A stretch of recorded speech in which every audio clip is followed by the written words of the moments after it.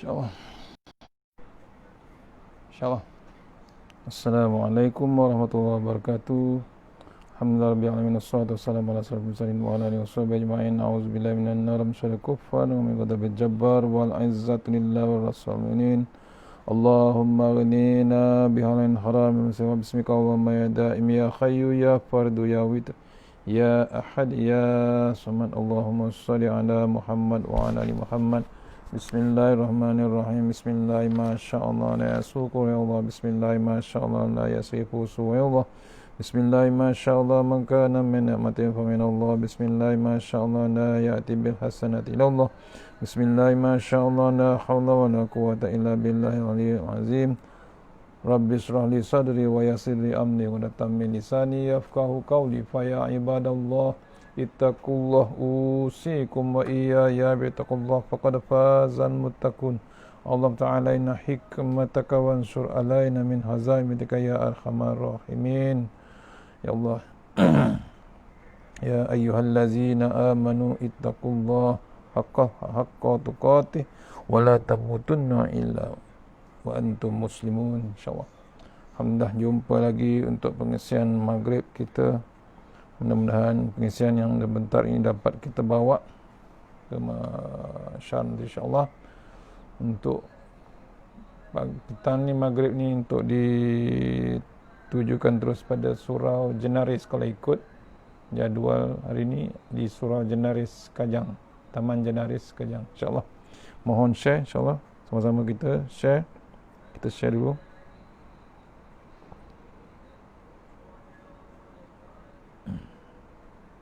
Mohon share grup Taman Jenaris.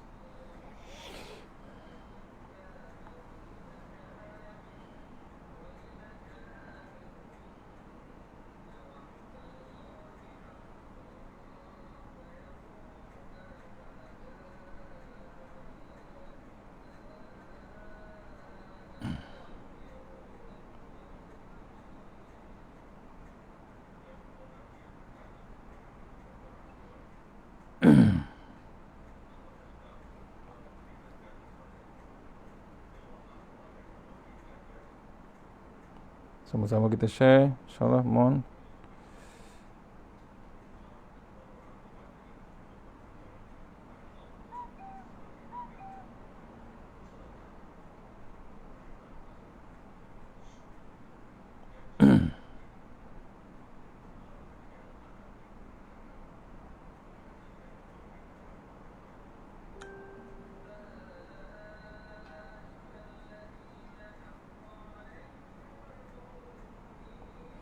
InsyaAllah. Sebentar lagi. Assalamualaikum warahmatullahi wabarakatuh. InsyaAllah, dari untuk kuliah surah Jenaris, kitab Tanbihul Ghafilin, yang ke surat, saya agak-agaknya dah lama tak pergi, lupa dah. Anggarannya di tajuk bab keempat kot, insyaAllah, kedahsyatan dan kengerian hari kiamat, insyaAllah.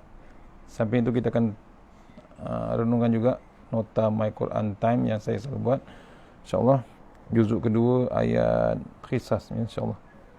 A'udzubillahi minasyaitonirrajim. Kedahsyatan dan kengerian hari kiamat. Siapa yang ada kitab boleh buka muka surat 43, insyaAllah. A'udzubillahi minasyaitonirrajim. Kedahsyatan dan kengerian hari kiamat. Abu Laits dengan sanadnya meriwayatkan dari Aisyah radhiyallahu anha, saya berkata, saya bertanya kepada Rasulullah SAW, apakah yang cinta itu ingat pada kekasihnya pada hari kiamat?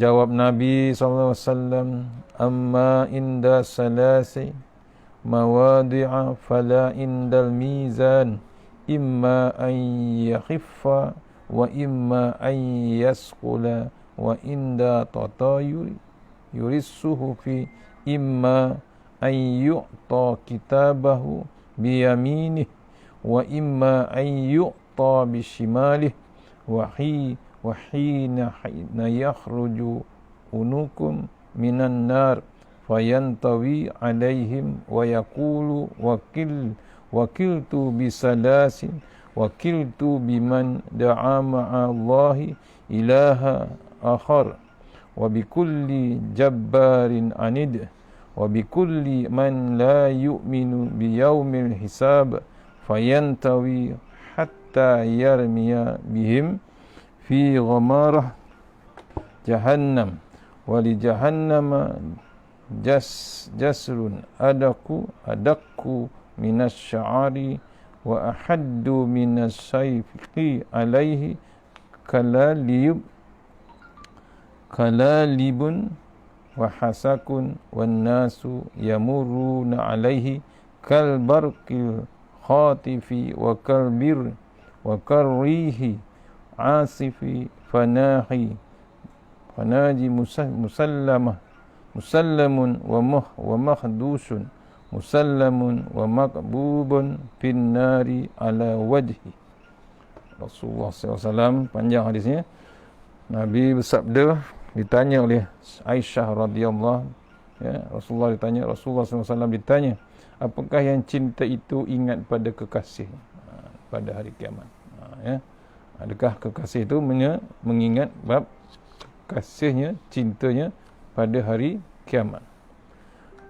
Nabi menjawab, adapun di 3 tempat, yakni masa, maka tidak ingat. 3 tempat yakni masa, maka kita tidak ingat. Pertama, ketika ditimbang amal sehingga diketahui apakah ringan ataupun berat. Kedua, ketika menerima lembaran catatan amal, yakni suhuf kita, sehingga ia diterima sama ada dari kanan ataupun dari kiri. Ketiga, ketika keluar dari neraka, ular naga lalu mengepung mereka dan berkata, aku diserahi 3 macam. 3 macam orang yang mempersekutukan Allah. Yang pertama, dengan lain Tuhan. Yang kedua, orang yang kejam. Dan yang ketiga, orang yang menentang ataupun zalim. Dan orang yang tidak percaya pada hari kiamat ataupun hari hisab, maka diringkuskan semua orang-orang yang tersebut itu, lalu dilemparkan semuanya dalam neraka Jahannam. Dan di atas neraka Jahannam dilemparkan semuanya dalam neraka Jahannam. Dan di atas neraka Jahannam itu ada jembatan yang lebih halus dari rambut, lebih tajam dari pedang, sedang di kanan kirinya ranjau dan duri-duri. Sedang orang-orang yang berjalan di atasnya ada yang bagaikan kilat, ada bagaikan angin yang kencang, maka ada yang selamat, dan ada yang luka terkena bontolan duri, dan ada yang terjerumus muka ke dalam neraka. Keadaan, Nabi disoal oleh Aisyah, macam mana keadaan besok di hari kiamat. Dahsyatnya hari kiamat. Keadaannya, iaitu bab masa ataupun masa kiamat besok. Yang pertama, Nabi menceritakan awal lagi, ketika ditimbang amal sehingga diketahui apakah ringan ataupun berat. Maksudnya apa? Ditunjukkan besok, akan ditunjukkan kita, ditimbang amalan kita waktu di dunia, sama ada hebat ke neraka ataupun hebat ke syurga. Maksudnya berat ke mana sebenarnya amalan kita. Kalau buat betul-betul takut dengan Allah Subhanahu Wa Taala, alhamdulillah. Maksudnya kita kena memang berat ke syurga. Yang kedua, yang kedua, ketika menerima lembaran catatan suhuf sehingga terima sama ada dari kanan ataupun dari kiri. Dari kiri, iaitu kita bimbang amalan kita bagaimana. Sebentar.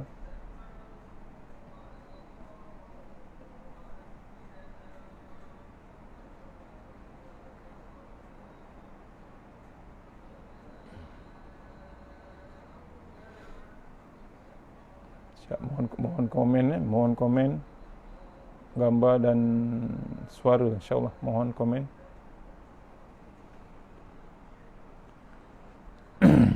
Saya ulang balik. Yang pertama, Nabi kata ditimbang, Nabi bersabda ditimbang amal sehingga diketahui apakah ringan ataupun berat. Tu.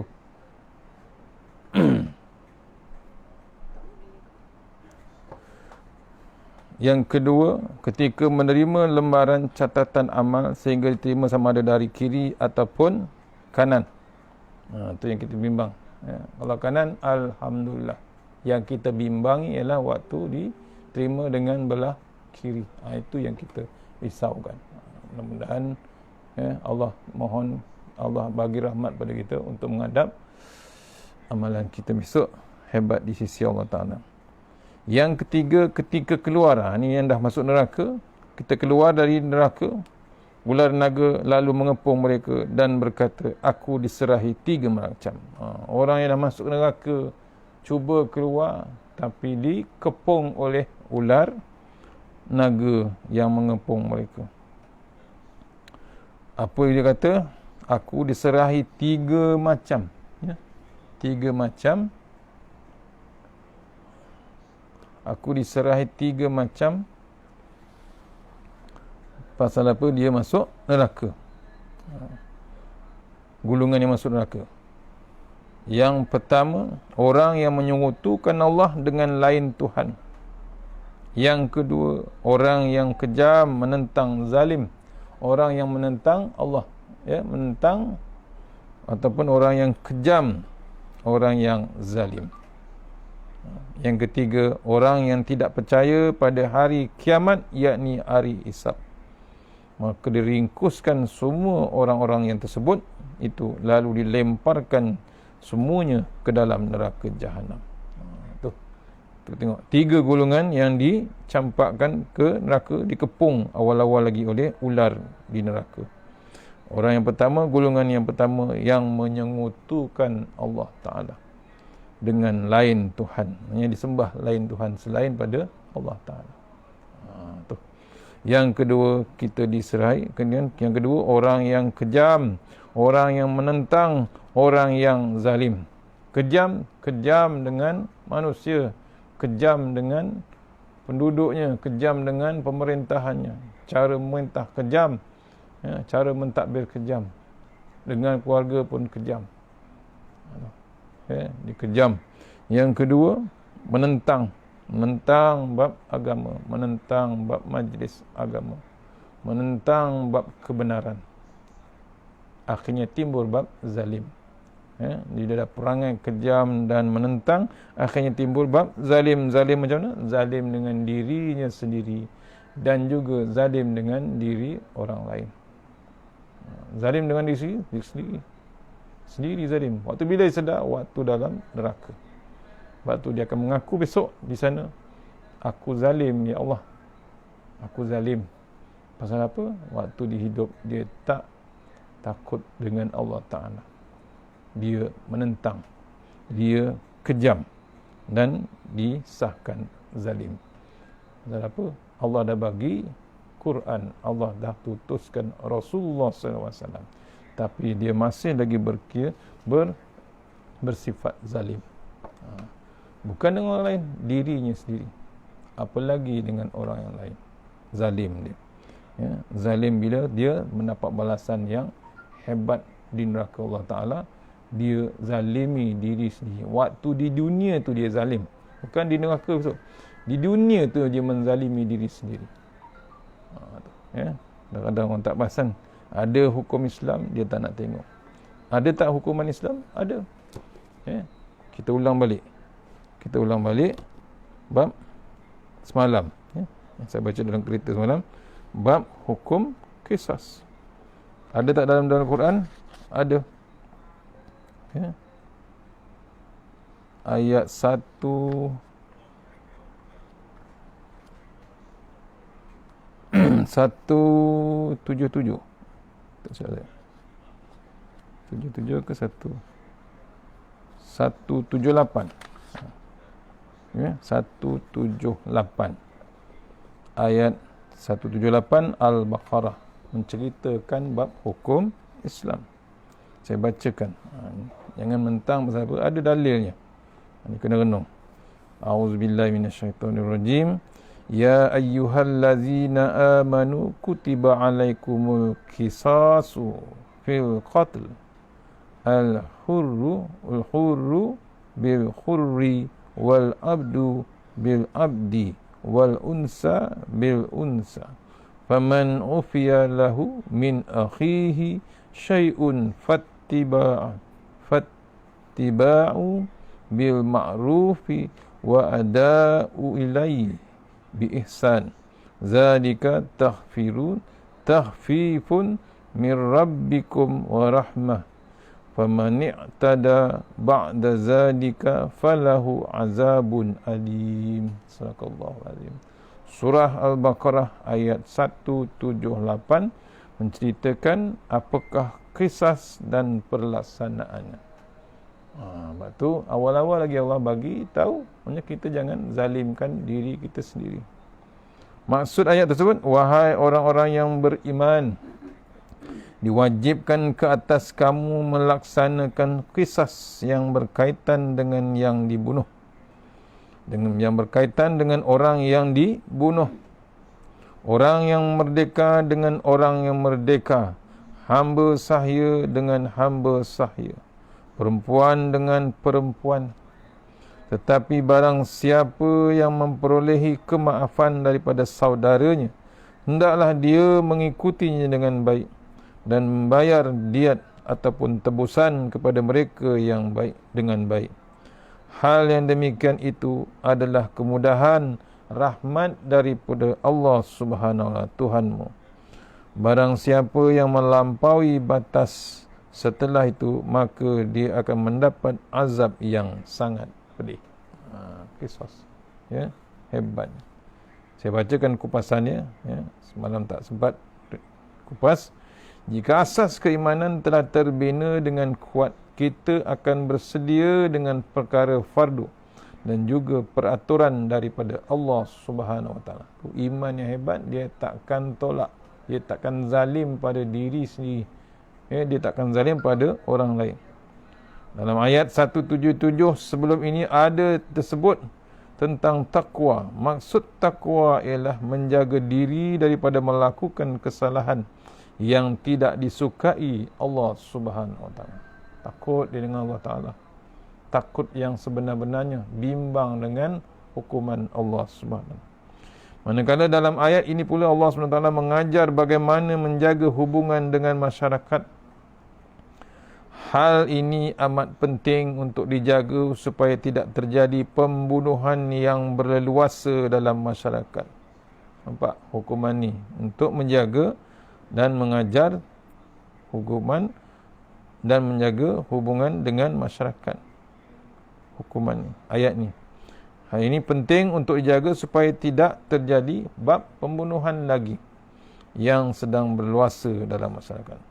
Kutiba alaikumul qisas, diwajibkan di atas kamu, ke atas kamu melaksanakan qisas.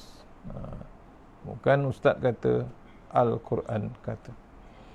Qisas termasuk dalam salah satu hukum hudud. Qisas ialah kesalahan yang dikenakan hukum balas. Misalnya, pembunuh dibalas dengan bunuh, dilukakan dibalas dengan melukakan, atau mencederakan dibalas dengan dicederakan. Terdapat 3 tahap melaksanakan qisas. Pertama, orang yang membunuh perlu dibalas bunuh dengan tidak boleh diganti dengan orang lain. Ini bukan kami, bukan ustaz, bukan, tapi daripada ayat Al-Quran. Yang kedua, dibayar dengan blood money, sejumlah wang sebagai ganti rugi ke atas pembunuhan itu. Ini pun satu lagi, boleh dipanggil untuk hukuman juga. Dan yang ketiga, memberi maaf, iaitu dengan memaafkan tanpa merasa perasaan marah. Nampak? 3 pelaksanaan, 3 tahap pelaksanaan qisas. Akan tetapi keluarga si mati boleh menentukan sama ada mahu memaafkan atau menuntut ganti rugi atau bunuh dibalas bunuh terhadap si pelaku. Ketentuan hukuman yang bersifat fleksibel ini menunjukkan Allah Subhanahu wa taala Maha Penyayang. Di samping untuk mengelakkan daripada terjadinya permusuhan yang berterusan. Itu hebatnya hukuman Allah Ta'ala untuk mengajar dan menjaga hubungan. Itu pengertian kisas dan pelaksanaan. Simple aja. Tapi nak buat payah. Macam-macam halangan, obstacle yang hebat. Sambung terus ayat 179. Hikmah di sebalik pelaksanaan kisas. Ada hikmah dia. Kita baca terus sambungan 179. A'udzubillahi minasyaitonirrajim. Walakum fil qisasi hayatun ya ulil albab la'allakum tattaqun. Sadaqallahul azim. Ayat 179 Al-Baqarah. Dan dalam kisas itu ada jaminan, yakni jaminan kehidupan bagimu, wahai orang-orang yang berakal, agar kamu bertakwa. Pak, hikmah dia tak ada lain, jaminan kehidupan kita dan orang yang berakal, agar kita hujung dia takwa. Takut yang sebenar-benarnya dengan Allah Subhanahu Wa Taala. Ayat ini menceritakan bahawa manusia akan hidup dengan aman jika hukum qisas ditegakkan. Ini merupakan salah satu bukti kasih sayang Allah Subhanahu Wa Taala kepada manusia agar kekal hidup damai dan harmoni serta saling menjaga satu dengan yang lain. Itu tujuan hebat. Hebatnya kesannya hukum qisas. Salah satu bukti kasih sayang Allah Subhanahu Wa Taala kepada manusia agar kekal hidup aman, damai, harmoni serta saling menjaga antara satu dengan lain. Itu bab masyarakat. Dengan adanya qisas, manusia boleh hidup tanpa berlakunya tumpah darah, bahkan dapat melalui kehidupan seharian tanpa ketakutan. Lihat betapa indahnya hukuman yang Allah Subhanahu Wa Taala telah tetapkan. Nampak? Allah dah bagi hukum dah. Cuma kita tak nak follow, tak nak ikut, tak nak follow langsung, tak nak memahami langsung hukum Allah Subhanahu Wa Taala. Tu yang berlaku sekarang macam-macam. Orang boleh bunuh orang, datang orang sebelih, pukul, tikam. Hebat. Campak lagi daripada tingkat atas, buang orang pula. Keluarga sendiri pula tu. Allah Ta'ala kena-kenung. Dia tak takutkan ancaman Allah Ta'ala. Pasal apa? Hukuman tak ada. Ada hukuman, tapi sebenarnya bukan hukuman Allah Subhanahu Ta'ala. Hukuman qisas adalah satu kefarduan bagi orang yang kuat imannya. Jika ia tidak dilaksanakan, perlindungan kepada diri dan masyarakat tidak akan terjadi. Justru begitu juga dengan hukum-hukum Islam yang lain. Tujuannya adalah untuk menjaga nyawa, harta, akal, kehormatan dan agama. Nampak? Hukuman Allah Ta'ala untuk menjaga nyawa, harta, akal, kehormatan dan agama. Ya ulil albab la'allakum tattaqun. Wahai orang-orang yang berakal, agar kamu bertakwa. Kemudian Allah SWT menyeru hamba-hambanya yang mahu menggunakan akal yang fikiran untuk memikirkan hikmah. Hikmah di sebalik ketentuan Allah Subhanahu Wa Taala, di mana semua ini menunjukkan kesempurnaan hikmah, adil dan rahmatnya yang luas. Hikmah dia hebat. Akal Allah SWT juga telah memberikan banyak pengajaran dan hukum supaya kita ambil tahu.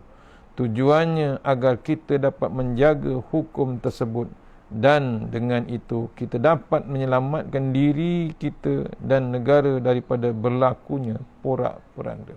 Tu. Bukan hukuman manusia, hukuman Allah Ta'ala. kesannya hebat, kesannya kebaikan, kesannya aman damai hukum Allah SWT, aman damai masyarakat. Tiada lagi bab ketakutan. Tu 179 dengan 178 yang menerangkan qisas dalam Al-Quran. Al-Baqarah 178 dan 179. Balik pada kitab tadi, tengok jangan kita berlaku zalim, dan orang yang tidak percaya pada hari kiamat, tu pun sama juga. Apa yang akan berlaku, akan diringkus, akan dikumpulkan semua orang-orang yang tersebut, lalu dilemparkan semuanya dalam neraka jahanam. Tu. Kemudian di atas neraka jahanam itu ada jembatan yang lebih halus dari rambut, lebih tajam dari pedang, sedang kiri kanannya ranjau atau duri-duri. Sedang orang-orang yang berjalan di atasnya ada bagaikan kilat. Ada jembatan pula atas neraka. Yang selamat, selamat. Yang tak selamat, memang tak selamat. Pasal apa? Tu. Jembatan halus daripada rambut, lebih tajam daripada pedang. Macam mana nak berjalan? Tu.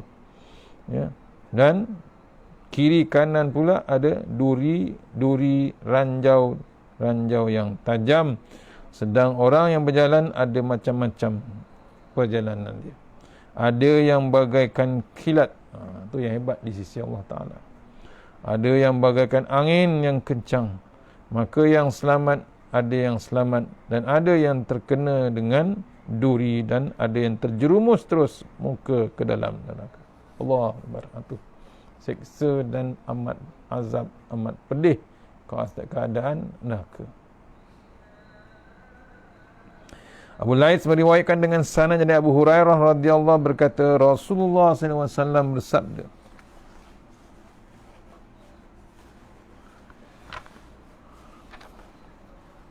di antara dua kali tiupan sangkakala itu jaraknya 40 tahun. Tiupan yang untuk matikan dan membangkitkan kembali. Kemudian Allah menurunkan hujan bagaikan mani orang lelaki. Maka tumbuhlah orang-orang mati bagaikan tumbuhnya tanaman sayur mayur. Abu Laits meriwayatkan dengan sanad dari Abu Hurairah radhiyallahu kata, Rasulullah SAW bersabda, ketika Allah telah selesai menjadikan langit dan bumi, Allah menjadikan sangkakala yang diserahkan kepada malaikat Israfil.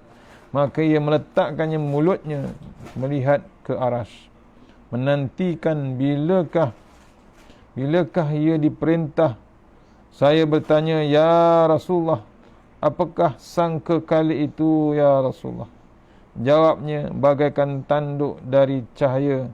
Saya bertanya, bagaimana besarnya ya Rasulullah? Jawabnya, sangat besar bulatannya. Demi Allah yang mengutusku sebagai Nabi SAW, besar bulatannya itu seluas langit dengan bumi. Akan ditiup hingga 3 kali. Pertama dipanggil nafkhatul faza', yakni untuk menakutkan. Yang kedua nafkhatus sa'aq, untuk mematikan. Yang ketiga nafkhatul ba'ats, yakni untuk menghidupkan kembali atau membangkitkan. Dalam riwayat lain, yang riwayat Ka'ab, hanya 2 kali tiupan, iaitu mematikan dan membangkitkan. 2 keadaan. Ada khilaf, ada pendapat lain. Firman Allah SWT, wa yauma yufa'u fis suri fafazi'a man fis samawati wa man fil ard illa man sya'allah.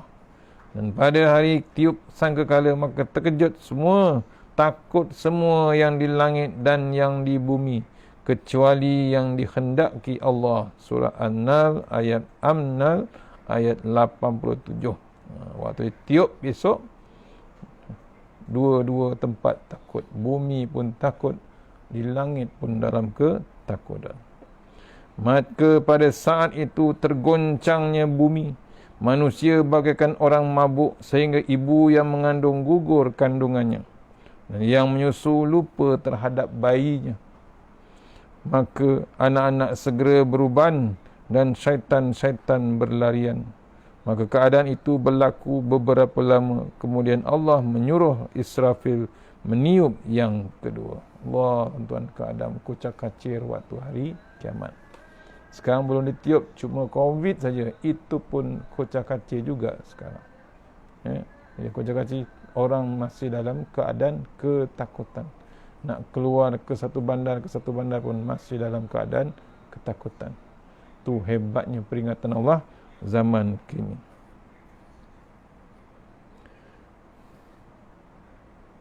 Dan ketika ditiup sangkakala matilah semua yang di langit dan di bumi kecuali yang dikhendaki oleh Allah.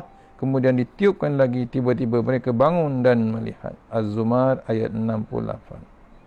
Wa nufikha fis suri fasa'iqa man fis samawati wa man fil ard illa man syaa Allah summa nufikha fihi ukhra fa idzahum qiyamun yanzurun. Ketika ditiup sangkakala maka matilah semua yang di langit dan di bumi kecuali yang dikhendaki Allah. Kemudian ditiup lagi, tiba-tiba mereka bangun dan melihat. Az-Zumar ayat 68, cerita pasal kiamat. Mereka yang dikecualikan Allah itu ialah roh orang-orang yang mati syahid. Jibril, Mikail, Israfil, Hamalatul Arsh dan Malakul Maut. Sehingga ketika ditanya oleh Allah, siapakah yang masih tinggal dari makhlukku? Padahal Allah lebih mengetahui, jawab Malakul Maut, ya Tuhan, Engkau yang hidup dan yang tidak mati. Tinggal malaikat Jibril, Israfil, Hamalatul Arsh dan aku. Maka Allah menyuruh Malakul Maut mencabut roh mereka. Allah, malaikat pun habis, manusia lagi habis. Tu. InsyaAllah sampai tu bab kiamat panjang ceritanya, dahsyatnya kiamat ni panjang cerita, kita sampai level malaikat habis, tunggu cabutnya nyawa malaikat, tukang cabut nyawa malaikat Israel, dia pun akan mati. Kita sambung akan datang untuk surau Jenaris. Kita jumpa lagi, mudah-mudahan berdoa kita dapat jumpa di bulan hadapan kuliah yang offline. Kita mohon pada Allah Ta'ala, InsyaAllah mana yang terbaik daripada Allah SWT, yang lemah daripada saya sendiri, mohon terima kasih, mohon maaf pada saya. Terima kasih pada surau Jenaris memberi ruang untuk kuliah online. Kita sudah ini surah Al-Fatihah. Auzubillahi Bismillahirrahmanirrahim. Iyyaka na'budu wa iyyaka nasta'in. Shiratal ladzina an'amta 'alaihim. Auzubillahi minasyaitonir rajim. Bismillahirrahmanirrahim. Allahumma tawwil a'marana wasahi ajsadana wa nawwir qulubana wasabbit imanana wa ahsin a'malana wasi' arzaqana wa ilal khairi qaribna wa anis syarri amrina wa qdiha wajina fid din wa dunya wal akhirah. Ya Allah, panjangkanlah umur kami, sihatkan badan kami,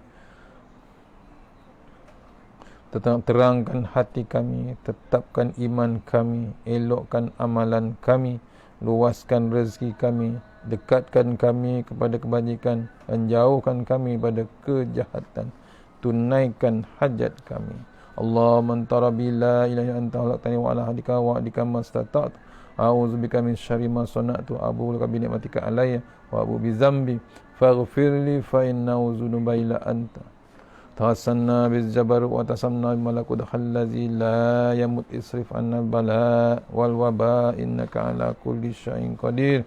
Bismillahirrahmanirrahim. Bismillahi ma sya'allah la yasuqu ya Allah.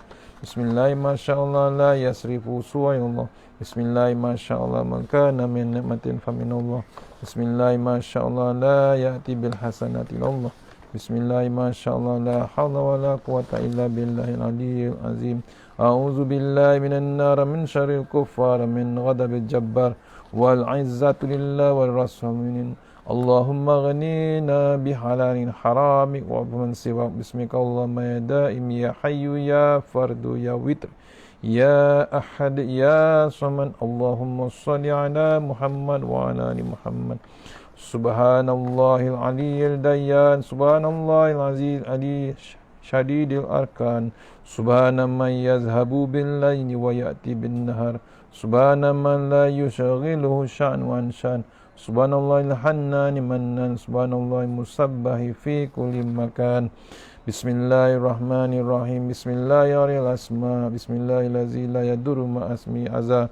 Bismillahil kafi. Bismillahil mu'afi. Bismillahirrahmanirrahim. La yadurru ma asmihi syai'un fil ard wala fis sama' wa huwa samiul alim. Bismillah ala nafsi wa dini. Bismillah ala ahli wa mali. Bismillah ala kulli syai'in a'tani rabbi. Allahu akbar. Allahu akbar. Allahu akbar. Allahu Rabbi la usyriku bihi syai'an azza jaruka wa jalla tanaruka wa taqaddasan asma'uka wa la ilaha ghairuk. Allahumma inna a'udzubika min syarri kulli jabbarin anid wa a'udzubika min syarri kulli syaitanin marid wa min syarri qada'is su' wa min syarri kulli dabbah anta akhizum binasiyatiha. Inna rabbi ala siratim mustaqim.